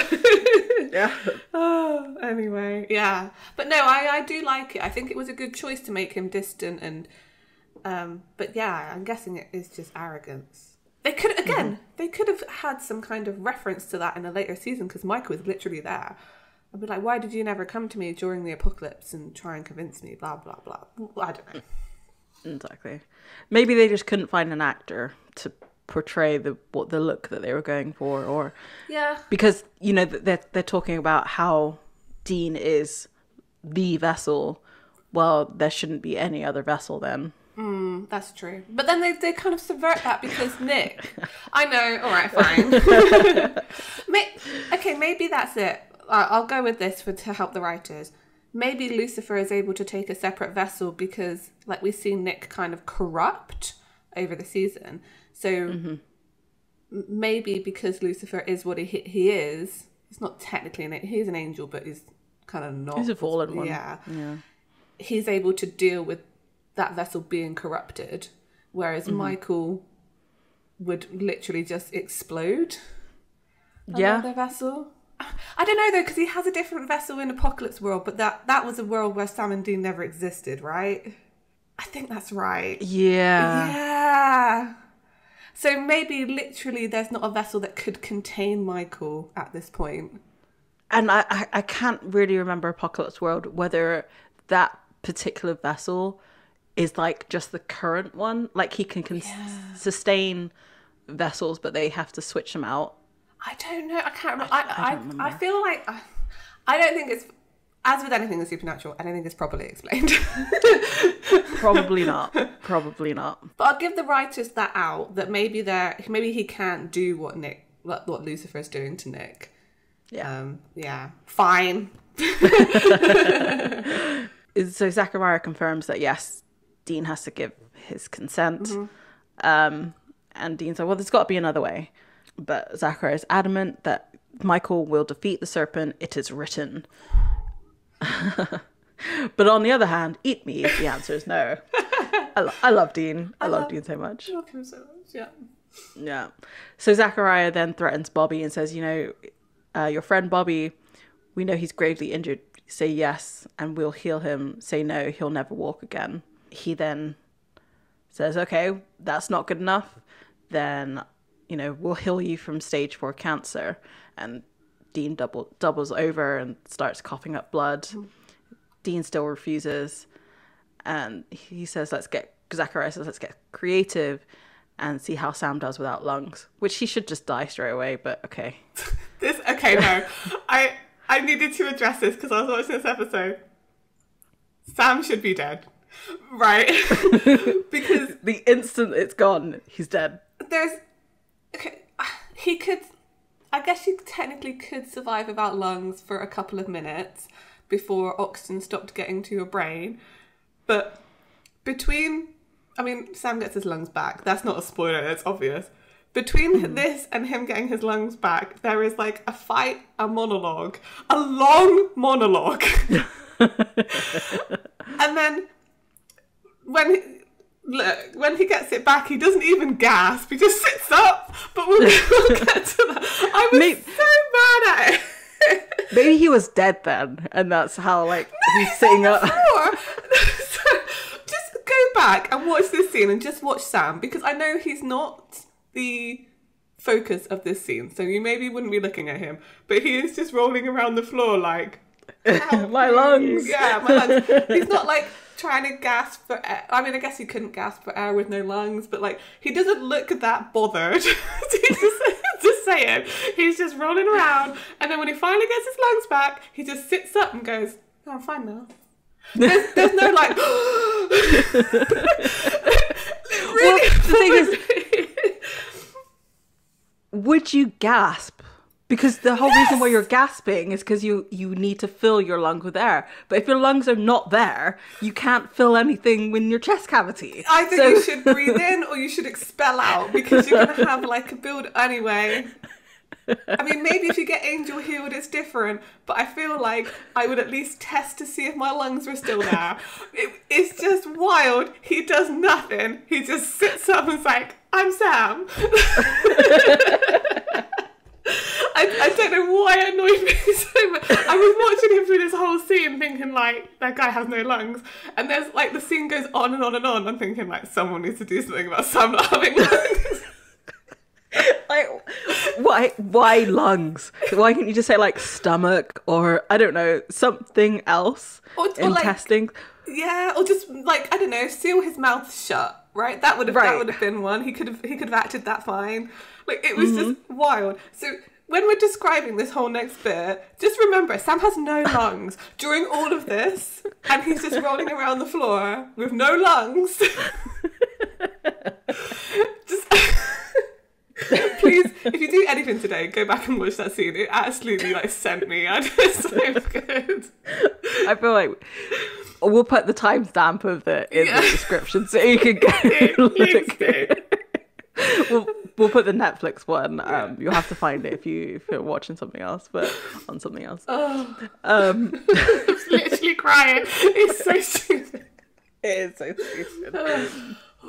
So Dean says, well, you're just gonna have to kill us, and Zachariah says, oh no, I'm just getting started. Kill you? Oh no, I'll just get started. And as he says this, there's a bright light, and one of the angels falls to the ground when he's got like a stab wound in his throat, and Cass is behind him. Do you know what? Your theory of Grace being in the throat really does actually pan out. I noticed because a lot of times angels die with a stab to the throat. A lot. And I think you're right. I've never thought about it. The whole time I was watching Supernatural, and I this is it now. That's my canon. So, and then Cass kills the other angel that was there, or they start to fight. Zachariah and Dean are just sort of watching, I guess, like, what the hell's going on? He's like, hot damn. Yes. I like to see my man fight. How are you alive? It's a good question. How did these two end up on that airplane? Another good question, because the angels didn't do it. I think we both know the answer, don't we? Implying that it's God. Yeah, implying that it's God. But I said out loud while watching this episode, yeah, plot armor. Yeah, absolutely. Zachariah says, no, that's not possible. Plot armor is always possible. Yeah. Now put these boys back together and go. I won't ask twice. Oh, he's such a bamf. Such a badass. He really is. Yeah, Cass. Yeah, it's interesting that he's in... I guess the idea that God brought him back and saved Sam and Dean is properly freaking out Zachariah, because as far as he knows, God's absent from the plan and now is interfering once they started the apocalypse. That's got to be like, oh no, Dad's home. What have we done? Dad's home when we broke the planet. Oops. Oopsie. So Zachariah heals everybody in the room and vanishes. And as you said, Sam like sits up and stands. You're right. He sits up and then stands up, like as if nothing had happened. Like you didn't just lose your lungs for like 2 minutes. It would freak me out. I mean, I know he's been healed, so it shouldn't be hurting. Everything fine. Okay, no, I'm not going to linger on this. I talked about it for long enough. So Cass says, you two need to be more careful. And he's like, yeah, I'm starting to get that. Your frat brothers are bigger dicks than I thought. And Cass is like, oh, I don't mean the angels. Lucifer is circling his vessel. Interesting choice of saying that. I like that. It makes him sound like a shark. And once he gets it, those hex bags won't be enough to protect you. He then puts his hand on Sam and Dean, and they like... Now they gasp. I was going to say, would you feel it? But yeah, when you break a rib, you can feel that, so... I feel like Cass would have like healed them at the same time he kind of branded it. It probably just felt weird. Yeah. Dean asks what the hell was that, and he says it's an Enochian sigil. It will hide you from every angel in creation, including Lucifer. Is that including himself? Yeah, I thought this too when he did it, and I feel like no. Is it spell casting rules? Like if you're the one who did the spell, like it doesn't affect you, which would make sense as to why when he did the angel banishing sigil in the green room, it didn't affect him. That's true. I think maybe it does hide them from Cass as well, though, because I feel like he's much more reliant on his cell phone in this season. Is this because they were like, we don't know how available Misha is, let's just like make him available by like audio recording? Yeah, possibly. I mean, the big fandom joke is like literally this Enochian symbol is just property of Castiel, hands off.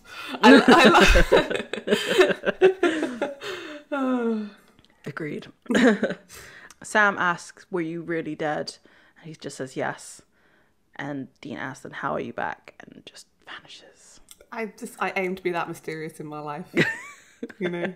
Well, it's difficult when you actually have to like walk out of a room. Can you imagine if he had to walk and couldn't fly, where they're like, how are you back? And he just walked out. Like, it was so funny. They would just like watch him go and be like, "What? Where are you going?" I feel like Cass would be a really big fan of Batman because Batman pulls this a lot. Yeah. It's inspiration. Yeah, I think so.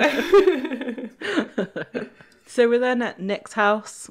The thing that kind of annoys me about Nick is that I always felt he should have been the same age as Sam, because he should have been one of the potential like psychic kids.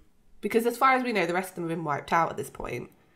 Right. And it would have made sense if there was like one more potential, and that could have tied it in nicely to the psychic children business. But yeah, Nick's so much older than Sam that it doesn't really work out with the timeline. That's true. They just wanted Mark Pellegrino. I guess so. Yeah. I guess so. Oh. All right, fair. Yeah. Okay. So Nick is in bed. His wife, Sarah, is next to him suddenly and calls out his name. Sarah says, "Nick, you're dreaming, Nick," but it doesn't mean this isn't real. She admits that she's not actually his wife, but an angel, and names himself. He says, "I'm Lucifer." Yeah. I love the way that Nick kind of dismisses him. He's like, "Sure, naturally. Could you do me a favor there, Satan, and remind me to quit drinking before I go to bed?" Yeah. That's pretty great. I feel like she kind of makes a face a little bit when he calls her Satan, because obviously he gets really niffed by those names. I agree with you. It's good acting here, actually, on her part. I appreciated it. Lucifer says, well, I'm just going to call her Lucifer now, because yeah. He says, anyway, Lucifer says, "I'm here because you're special, Nick. There are very, very few people like you." Very powerful vessel. Meaning what exactly? I need to take control of your mind and your body. To be honest, it'll probably be unpleasant for you, but it is necessary. Lucifer tries to be reassuring. I told you this is real. Don't be afraid. This is your choice. Yeah. Is it though? No. Nick's like, "Well, why would I even do something like that?"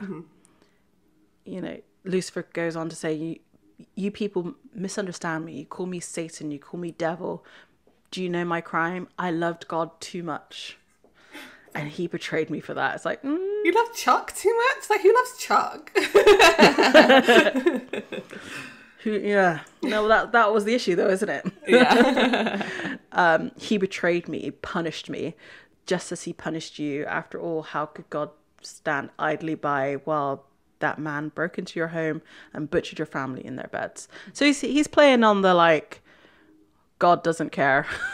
Yeah, which is, it's an easy card to play, I feel, in this case. Yeah.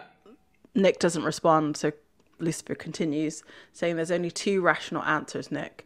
Either he's sadistic or simply doesn't care.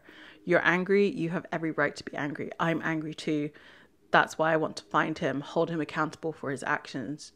Just because he created us doesn't mean he can toy with us like playthings." He's so right. Like, this is so bad. I agree with Lucifer.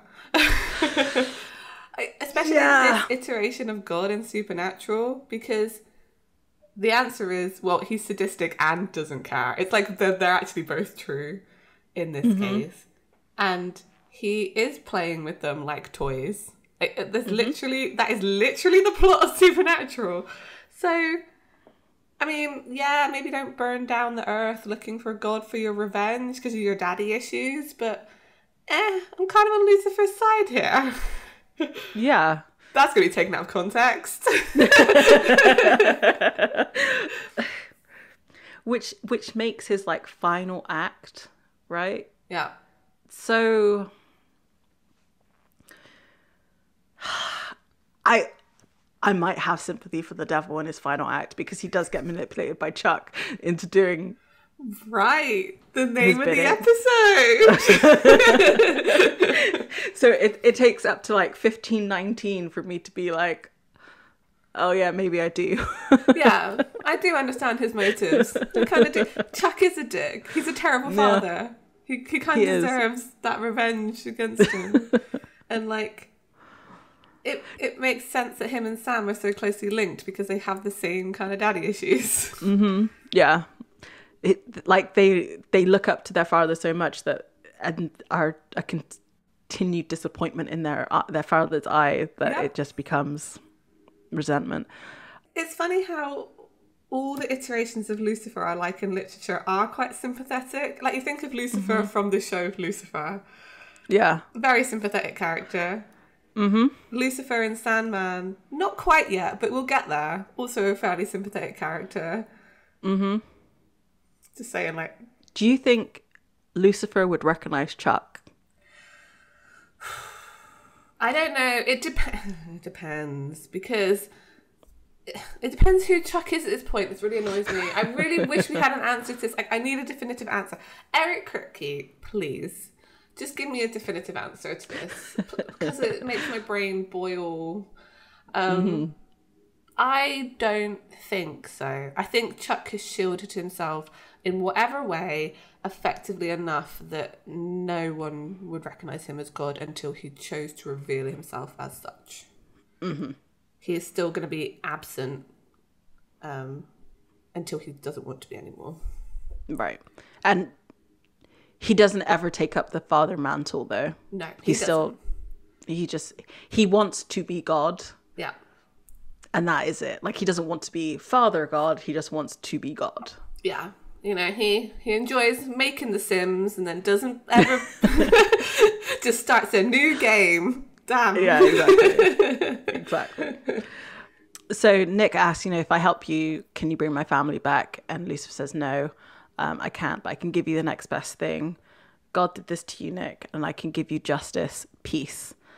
And Nick's like, well, how do you know I'm telling the truth? How do I know that you're telling the truth? And Lucifer says, contrary to popular belief, I don't lie. I don't need to. What I need is you, Nick. I need you to say yes. This is another, trope in fiction that I've seen, that Lucifer doesn't lie. Mm-hmm. Again, it's true for other iterations of his character, and I'm trying to remember if it's actually true in this case, whether he does lie or doesn't lie, but I feel like this Lucifer does lie. Yeah, he does. I'm pretty sure he does. Oh, wait. Yeah, he definitely does. No, it's just I'm thinking of season 15 stuff happening. Yeah, he lies. Okay. Yeah. He is just a liar. Okay, fine. But all my sympathy is suddenly drained away when I remember how he pretended to be Cass. Yep. Yep. Maybe he was in humanity for too long and then he picked up how to lie. Yeah, possibly. I feel like any sort of manipulation is a form of lying. It's a hard one, isn't it? Because there's lies by omission, and then right, exactly. Because he doesn't. Yeah. He says, "I can give you justice, peace." Well, what does that mean?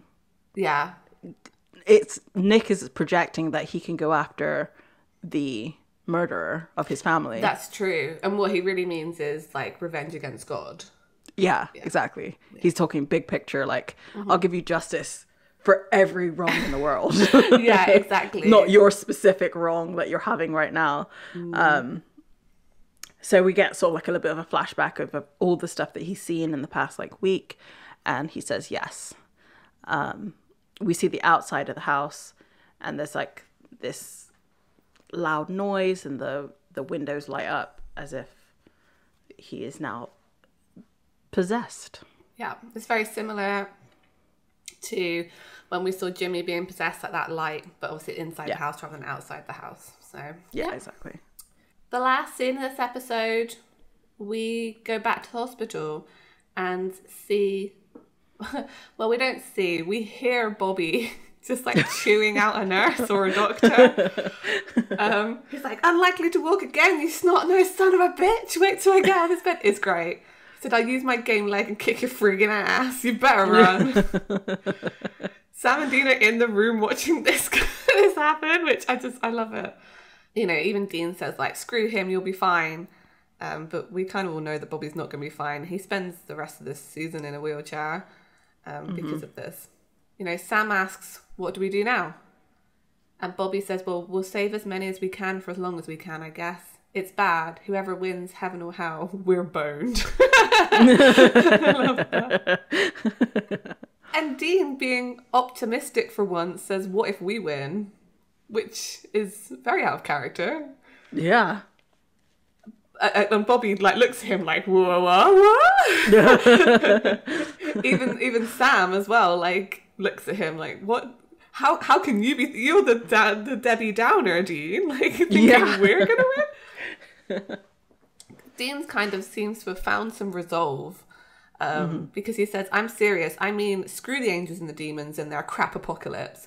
They want to fight a war. They can find their own planet. This one's ours, and I say they can get the hell off it." We take them all on. We kill the devil. Hell, we even kill Michael if we have to. But we do it our damn selves. I feel like this is like a speech from a movie that he's seen, like Planet of the Apes or something. Something, right? Yeah, Braveheart, that kind of deal. I got no idea. But what I do have is a GED and a give 'em hell attitude, and I'll figure it out. I love that line. I love it. It's like, you just want to sort of say that to him in other parts of the series that comes up. It's like, no, but you got a GED and a give 'em hell attitude. You can do it. You can do that. Bobby says you're 9 kinds of crazy, and Dean's like, well, it's been said before. It is a bit of false bravado for Bobby's sake, I feel, because Dean gives him a pat on the shoulder and they leave. It's like, feel better soon. And as they do go out, Bobby does stop Sam and says to him, I know what I said to you back there, when I was possessed. And he's like, I know, that was the demon talking. And I ain't cutting you out, boy, not ever. Oh! Misty eyes. I love Bobby for saying that to him because he needed to hear it. Yeah, definitely. Sam thanks Bobby and Bobby says, you're welcome. I deserve a damn medal, but you're welcome. I think meaning the fact that he stabbed himself, not that he's forgiving Sam. Yeah. I will admit, I thought that was a little bit at first, and I was like, no, it's for everything that he's going through right now. Yeah, it's just Bobby being Bobby. He can't just let it can't be like, you're my son, I love you. It has to be like, yeah, all right, fine, I'm a grumpy old git. If you were Dean in this situation, wouldn't the first thing you do when you get outside is to pray to Cass and be like, yo, Zachariah fucked up? Right? Yeah. But you think they would be... yeah. I mean, I'm guessing... Sam and Dean had this conversation, and the next thing to do would be, try and contact Cass, which maybe we'll see in the next episode. No, probably not, though. Probably not, though. So they both go outside... and stand in the parking lot. Lots of parking lot talk today. Yeah. And Sam says, maybe we could go after the cult because we could use it on Lucifer. Because you were saying that there, And Dean does say, I said a bunch of crap for Bobby's benefit. No. But then he does back that up with, I'll fight to the last man, but let's be honest, we don't stand a snowball's chance, and you know that. I mean, how? You of all people know that. Because I guess they've at this point, Destiny's always won. The bad things have always happened. And I'm like, no, Dean, where's the give him hell attitude gone? You just had it. They finally address that Sam started the apocalypse. Yeah. And Sam says, is there something you want to say to me? But I just can't keep pretending that everything's all right. Because it's not. And it's never going to be. You chose a demon over your own brother. And look what happens.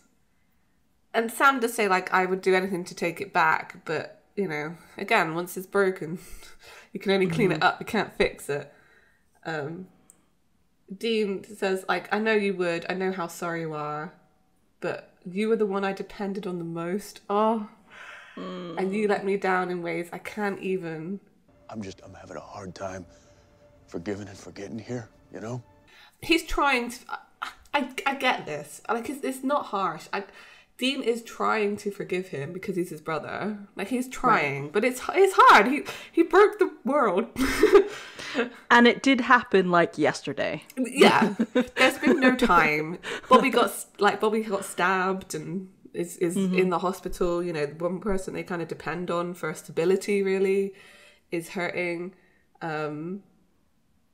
Dean's found out that the destiny for him is his worst possible fear. That a lot has happened in the last, 24 hours. Yeah. They just need some time to process. Sam asks what he can do, and Dean says nothing, and then says, I just don't know if we can ever be what we were. I just don't think I can trust you. So, but saying that, they both walk towards the Impala together and get in, so...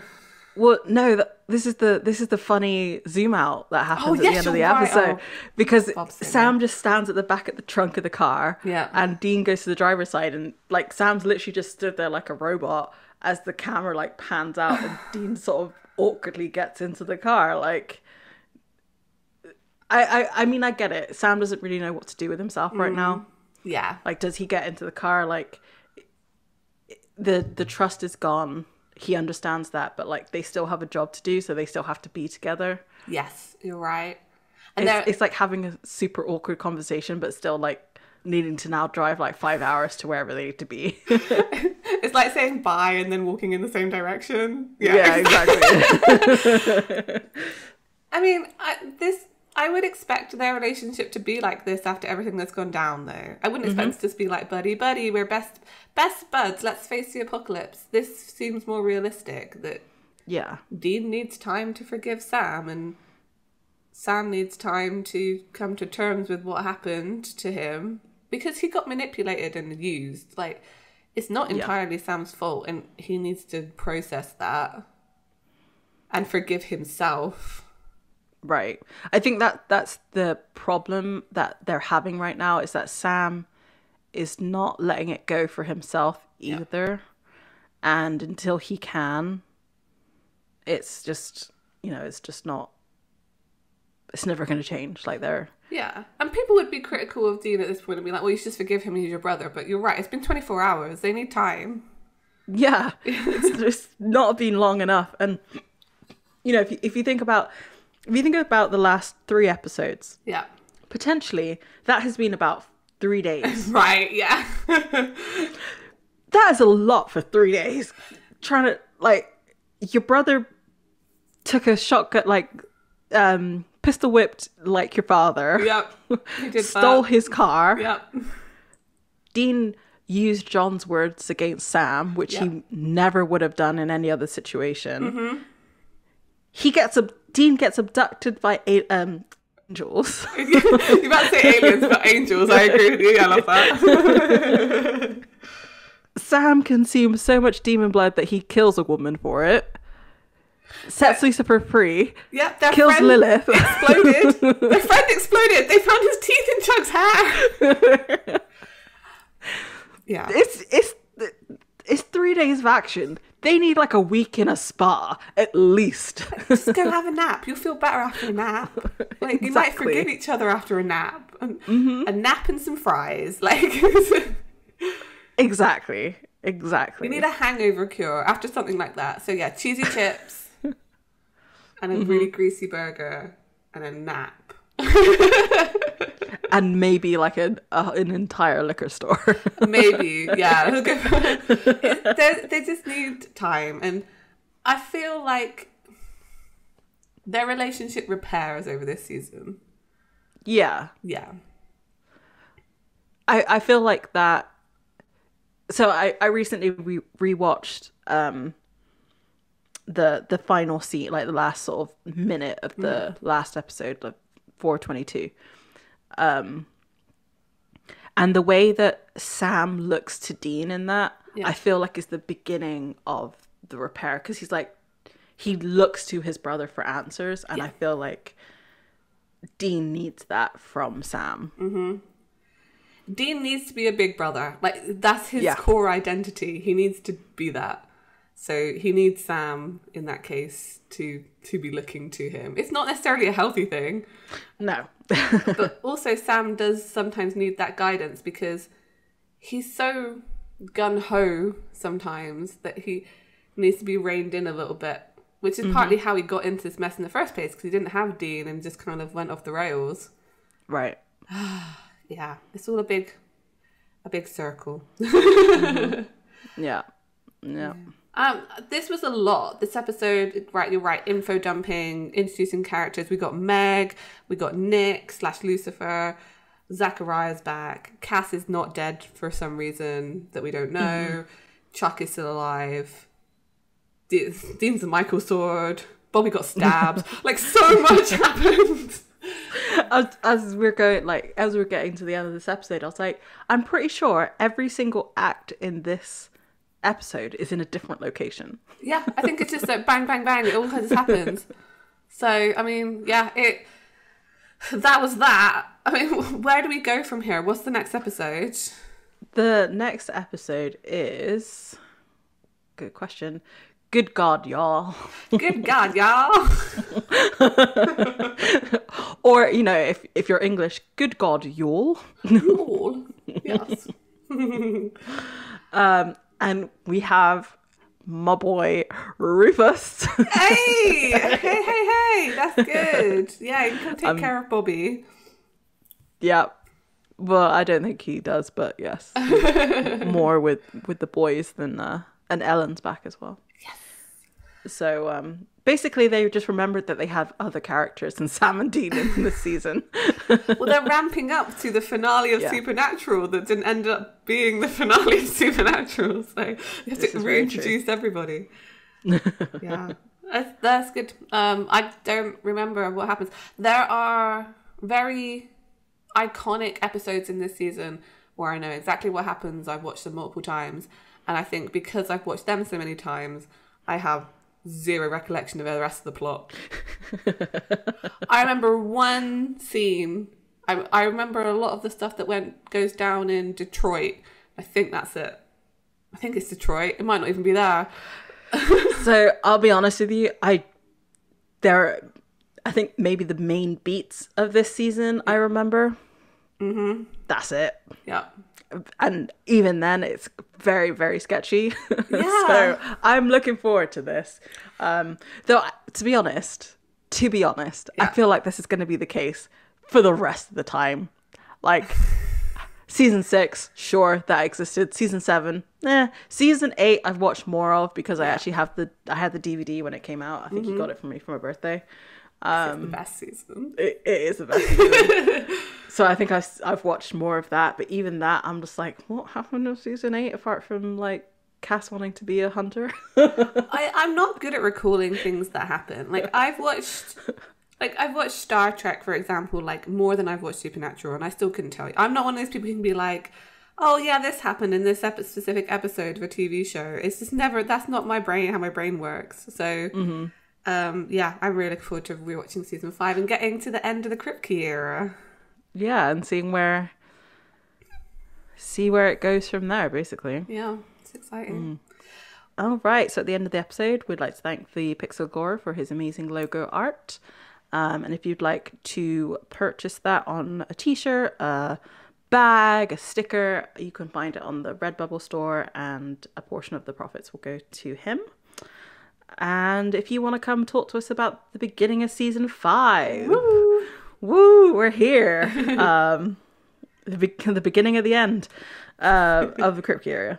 You can find us at Escaping Purgatory Podcast on Tumblr, Instagram, Facebook, and Escaping Podcast on Twitter. Yeah. So this week, we may have inadvertently started the apocalypse, but I feel as we trek through Purgatory that it's all going to kind of work out in the end. So next week, hopefully we can find our way out. Bye! Bye!